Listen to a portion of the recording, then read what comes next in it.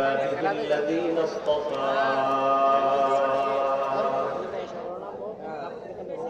أما بعد فأعوذ بالله من الشيطان الرجيم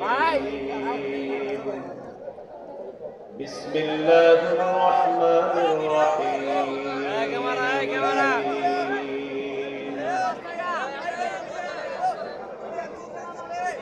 يا أيها الذين آمنوا ادخلوا في السلم كافة ولا تتبعوا خطوات الشيطان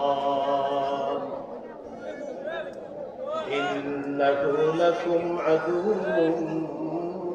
مبين اللهم صل على محمد وعلى آل محمد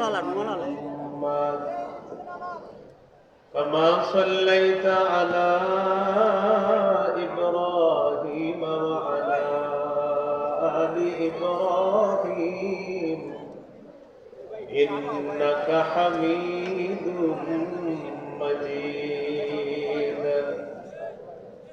اللهم بارك على محمد وعلى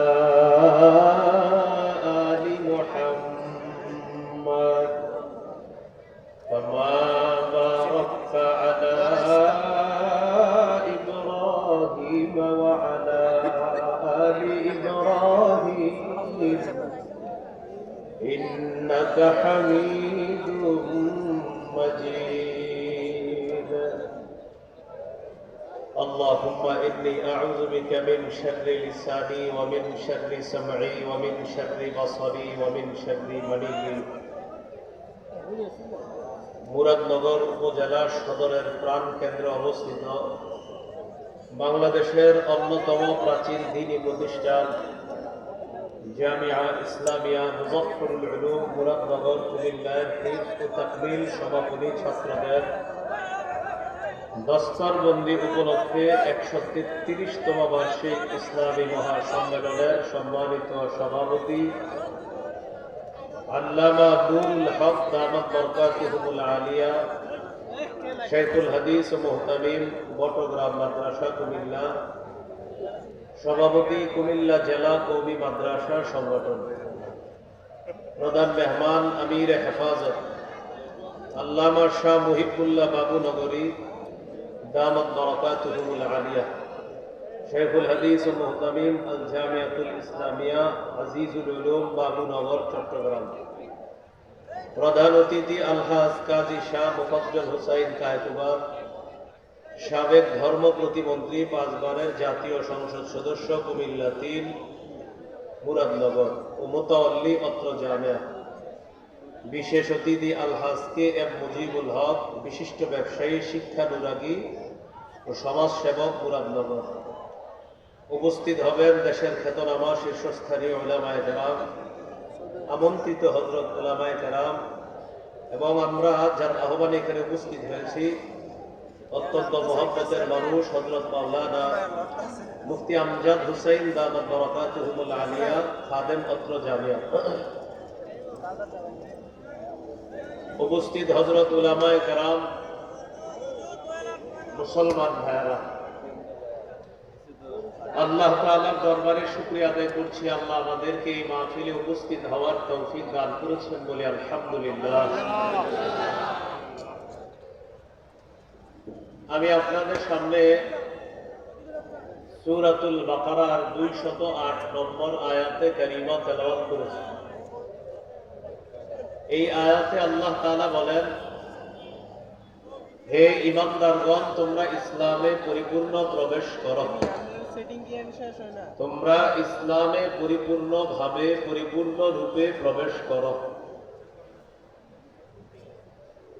দেখেন আমরা বর্তমান সারা পৃথিবী যে মুসলমানরা, বিশেষ করে আমাদের বাংলাদেশের মুসলমান যারা আমরা, আমাদেরও সবার মনের একটা লালিত স্বপ্ন, আশা, তামান্না যে আমাদের এই দেশেও যদি ইসলামী হুকুমত চালু হতো আর এই দেশের রাষ্ট্রীয় ব্যবস্থা সহ সকল ব্যবস্থাপনা যদি শরিয়া আইন মোতাবেক হতো, এটা আমাদের প্রত্যেকের মনের একটা তামান্না, সকল মুসলমানের একটা লালিত স্বপ্ন। আবু বকর, ওমর, ওসমান, আলী রাদিয়াল্লাহু তাআলা আনহু তাদের যুগের শান্তি শৃঙ্খলা,